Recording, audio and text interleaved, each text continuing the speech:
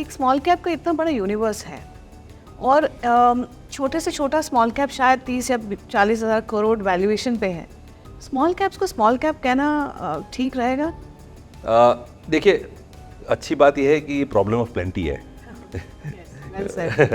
तो जैसे आपने कहा, आज जो कट ऑफ है 250th स्टॉक का, वो करीबन 30,000 30,000 करोड़ का हो गया है। और अगर हम दूसरी तरीके से देखें तो इंडियन मार्केट की ओवरऑल साइज भी इतनी बढ़ गई है। तो आज हम देखें कंपेयर टू 5 years अगो, तो हमारी मार्केट कैप जो है वो करीबन $5.5 ट्रिलियन की हो गई है।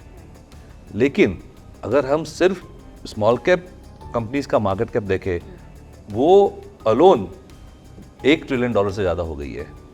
मिड कैप भी है जो है वो 1 ट्रिलियन की हो गए हैं। तो करीबन $3.5 ट्रिलियन लार्ज कैप्स हैं, लेकिन उसके सामने 1 ट्रिलियन स्मॉल कैप और मिड कैप ईच हैं। तो हम एक कहेंगे ऐसे फेज पे आए हैं कि हमारी कंपनीज भी जो है वो ग्लोबल साइज की हो गई है।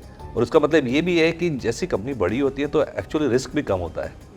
तो ये एक बहुत बड़ा एडवांटेज इंडिया को हो गया है कि हम एक मीनिंगफुल साइज़ के हो चुके हैं। दूसरा भी एक मैं डेटा पॉइंट आपको बताऊं कि जो हम अगर 15 या 20 साल पहले का सिचुएशन देखें, तो ये जो अगर और तब की टॉप 100 कंपनीज जो लार्ज कैप कहते हैं वो देखें, तो टोटल मार्केट कैप का वो करीबन 82% थे। 82% जो मार्केट कैप है वो लार्ज कैप्स में आता था।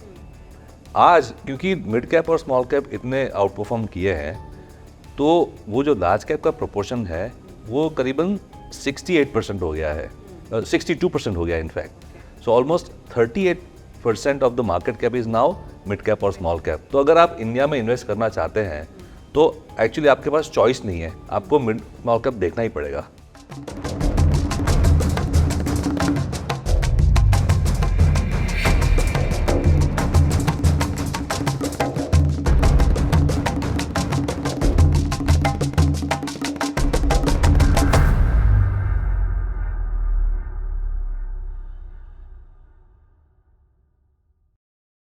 Mutual fund investments are subject to market risks.